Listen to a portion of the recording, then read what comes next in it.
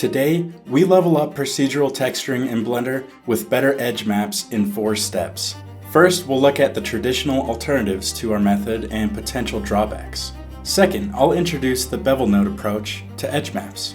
Third, I'll break down the dot product vector math operation in Blender. It sounds scary, but it's not bad. I'll explain why we've chosen to use this technique. Finally, we'll wrangle in the values and build a useful node group that's reusable on any project. Our goal is simple. We want to expose the edge value of our geometry.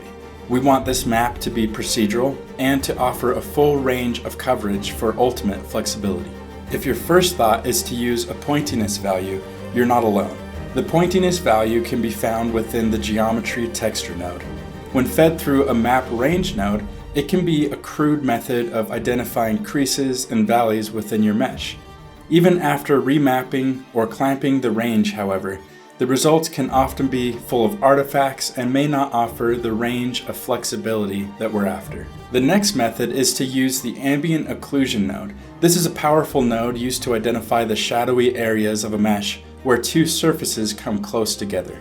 When used with the inside box checked, it traces the rays towards the inside of the object, making it a candidate for identifying edges. However, the results are often hard to control and don't always offer the clean edge mask we're looking for.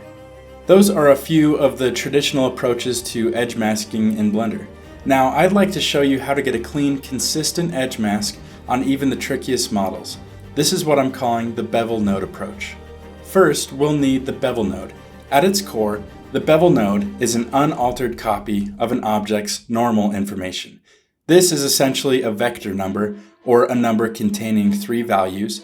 That info, when applied visually to an object, looks something like this. However, when the bevel radius is turned up, it detects the edges of the object and smooths out the normal information.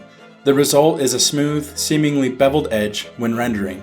Because the bevel node detects an object's edges and allows a growing radius around them, we want to expose this information and use it for our own edge detection map. To do this, we need to find a way to single out this value.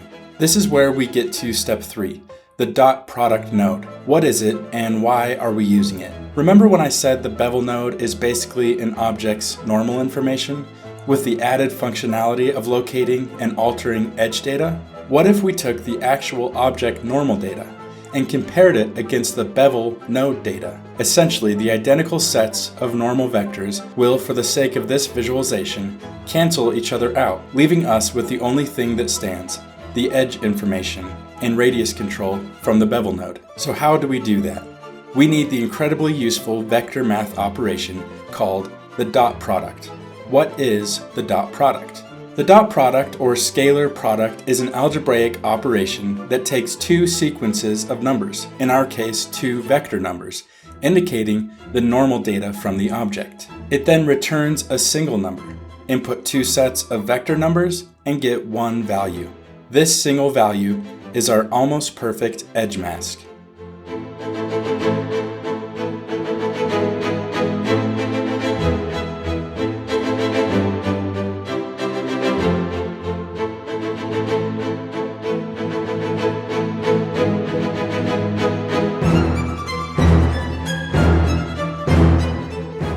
In order to bring us home, we need to remap the value range.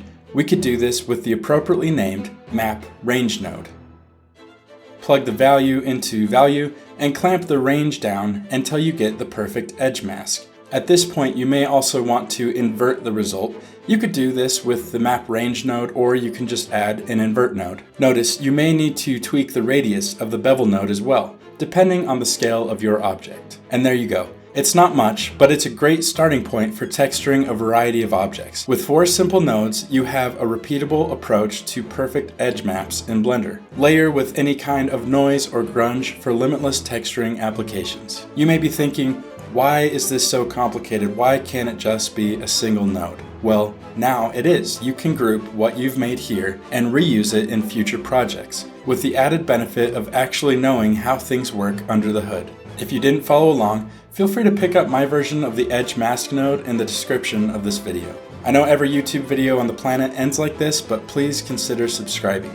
You'll learn more about the logic behind useful Blender workflows, and it really helps me out. So thanks, and I'll see you in the next video.